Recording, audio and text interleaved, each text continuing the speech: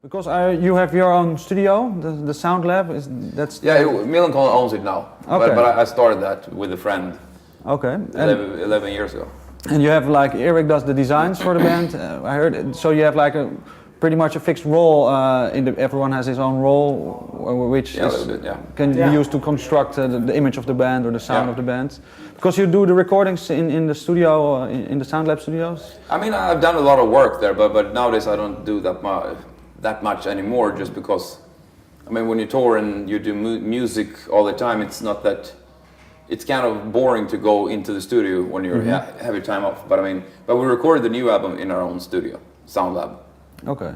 So, but it's a lot of fun recording stuff. But it was like you started it separate from the band, or you? Yeah, of course. Yeah, okay. It was just a dream I had, and I met another guy who had the same dream, and we started that, and it was a cool thing. You realized, okay, and then, for example, the song "No Cigar" got big attention through the video game Tony Hawk. Yeah. How did that went going? Like the game went to you and said, "Well, hey." But we did the Warp Tour in '97, and we met a skater called Steve Caballero. Yeah, a guy, and apparently he was a big Millencolin fan. It was really fun. Yeah. We did, because he's an old. He still is.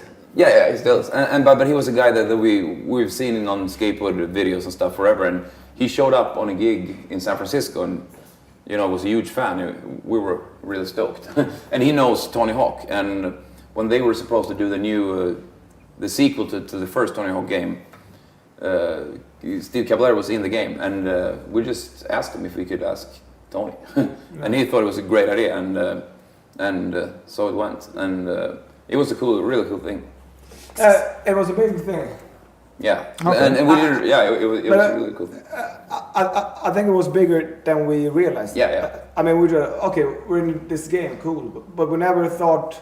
I mean, it was only until later we kind of realized how big impact, that had. I mean. Yeah, and especially a lot of people that heard us for the first time through that video game. They associated you with the skating because you have your own skate park, you have your own shoe model. I heard you were in a skateboard video game. Is Millencolin now also something that you can use as a brand instead of a band, or?